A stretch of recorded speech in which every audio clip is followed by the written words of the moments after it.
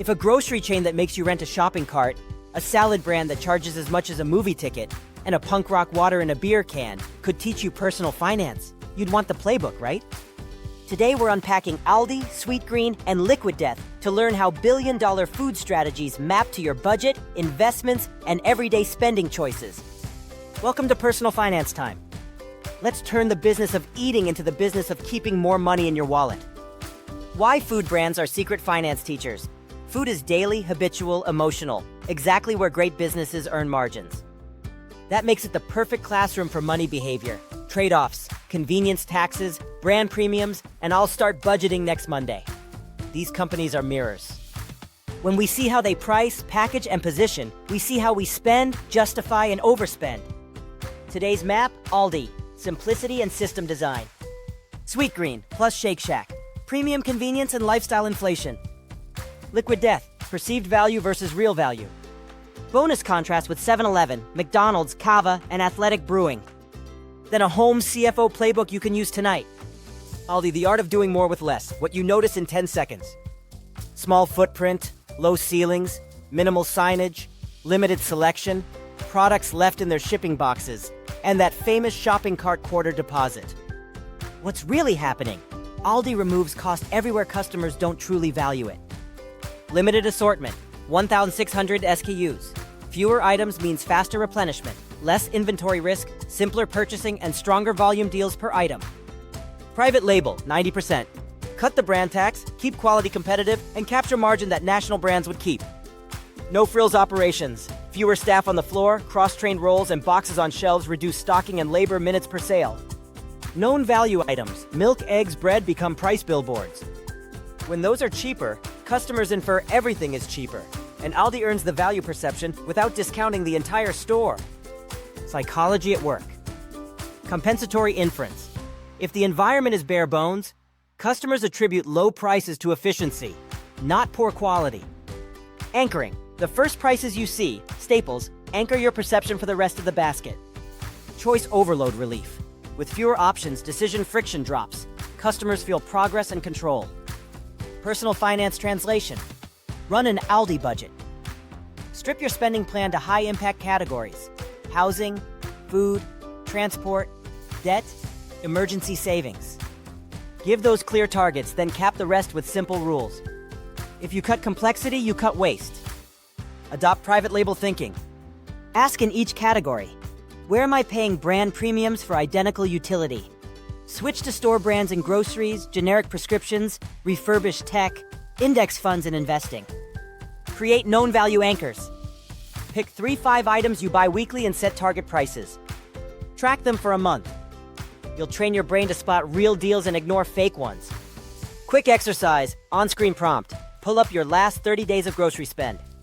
Mark national brand items with B and private label with PL.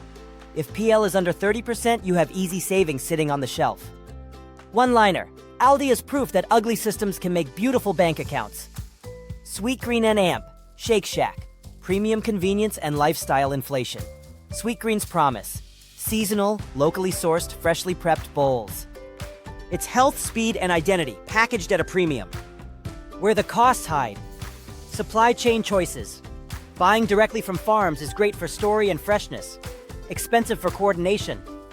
Distributors are cheaper but less on brand. Labor structure. Daily prep, in-store assembly, and high-touch service add wage hours per sale. Tech and loyalty. Apps, delivery integrations, and robotics. Infinite kitchen. Improve throughput, but take upfront capital and ongoing maintenance. Reality check math. A $15 salad 3 times a week, 48 weeks a year is $2,160. Recreating at home at $5 per serving, $7 to $20. The convenience premium, $1,004 annually.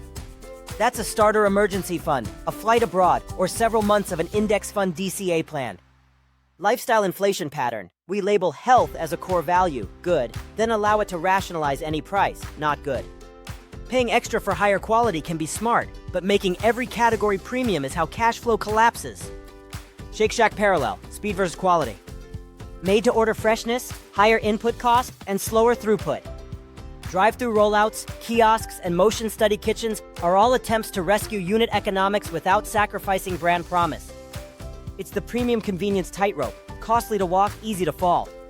Personal finance translation, pick your luxuries, cap the rest.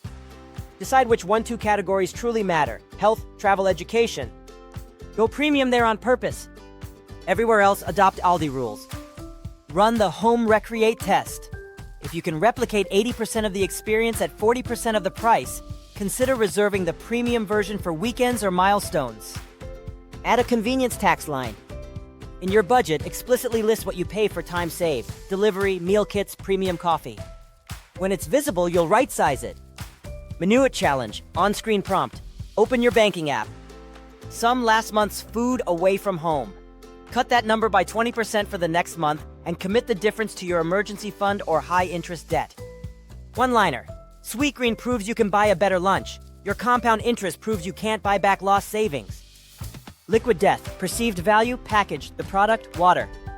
The twist. Tallboy aluminum can, tattoo parlor typography, skull logo, irreverent campaigns, concerts and bars as distribution. Then extensions, sparkling flavors, iced tea, merch, and stunts that keep the brand memeable. How it wins. Identity arbitrage. Sell belonging, not molecules. In certain contexts, shows, bars, the can signals something tap water can't. Placement and GT. Advertising. If the first time you see it is in a music venue, your brain stores it under night out, not hydration commodity. Story beats specs. The water's specs aren't the differentiator. The brand is. Personal finance translation, perceived value audit. Where are you paying above utility? Apparel logos, Gadget Pro upsells, artisanal pantry items, boutique gyms. Make a top 5 list. For each, test a 30-day downgrade to functionally equivalent alternatives. Keep any downgrade that you forget after a week. Beware context premiums. Stadium beers, airport snacks, venue waters carry rent and convenience markups. Plan ahead. Refillable bottle, pre-packed snacks, or shifting spend to the experience itself, better seats, rather than the concessions. Entrepreneur angle. If you sell anything, ask, what's my identity story? Commodity products with a defensible brand can command better margins. Just don't become your own victim as a consumer. Behavioral nudge. Put a sticky note in your wallet. Am I buying the thing or the feeling? Read it before purchases over $50. One-liner. If branding can make water feel rebellious, it can also make your budget feel weightless, right before it disappears. The behavioral economics interlude. Companies in food retail tap the same human biases that trip our budgets. Anchoring. First price you see frames all later prices. Aldi staples, from $9.99's menus. Scarcity and amp. FOMO, limited time, seasonal, drop culture, drives urgency. Social proof, bestseller, most ordered near you, influencer collabs. Decoy effect, 3 sizes so the middle one feels smart.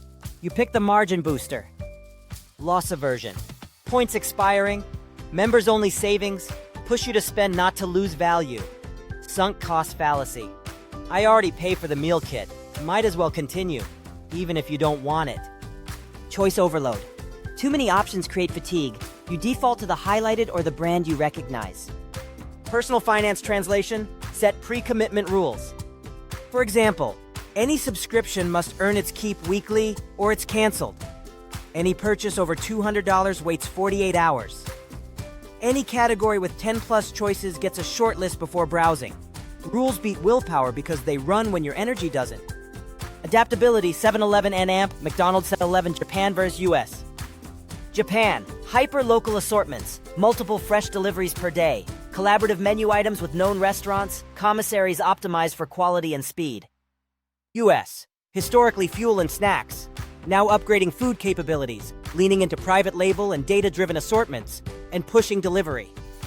McDonald's localization, India makalu tikki, no beef. Canada, poutine. Asia localized spice levels, bulgogi-inspired items.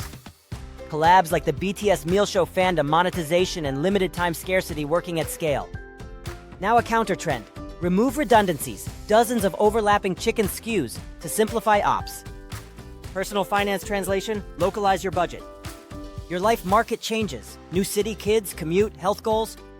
Update categories and targets quarterly. Stale budgets cause silent leaks. Use feedback loops.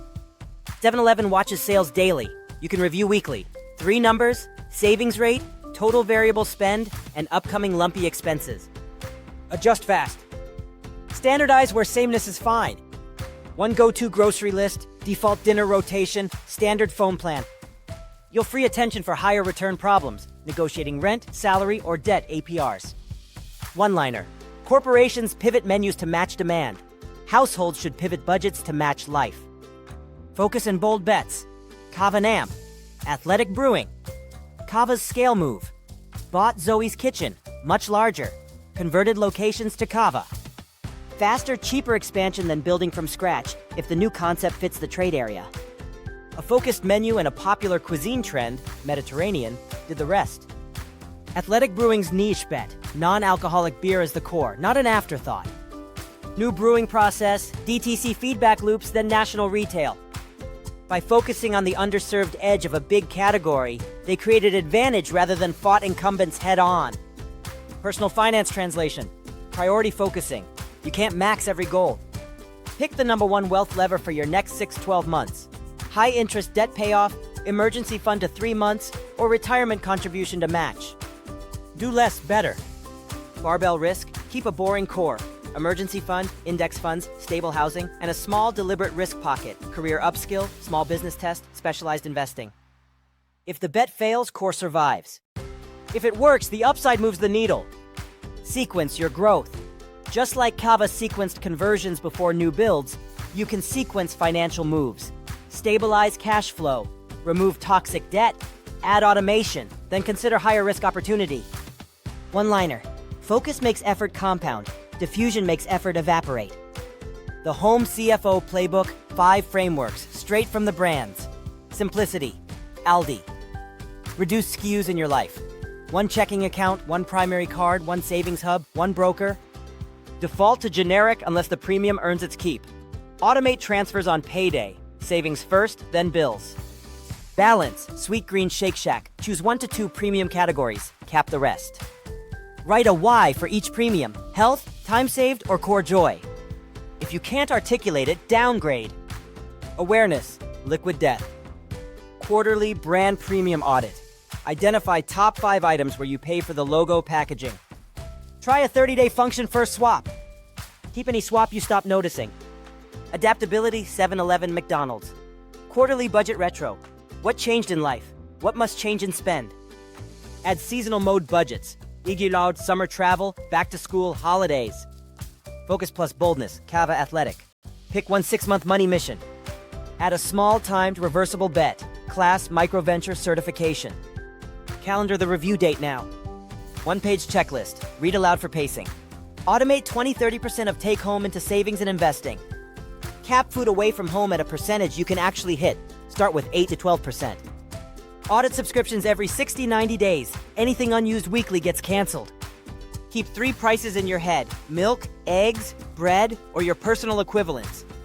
Use a 48-hour rule for purchases over $200. Do a 15-minute weekly money check. Balance. Upcoming bills, 1 action.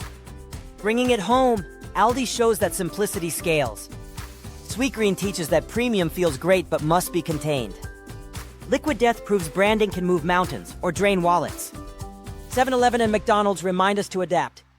Cava and Athletic show that focus and timing can bend your trajectory. The question isn't which company you like. It's which behaviors you're copying on purpose or by accident.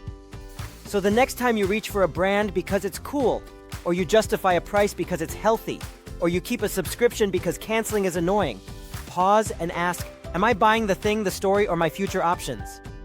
Financial freedom is mostly boring systems, a few smart luxuries, and an occasional brave decision. That's true for billion-dollar brands. It's true for you. If this helped you see your money with new eyes, like the video so YouTube knows it's worth sharing. Subscribe to Personal Finance Time for weekly breakdowns of how the economy shows up in your everyday life. And tell me in the comments, which lesson are you acting on this week? Aldi simplicity, Sweetgreen balance, or LiquidDeath awareness?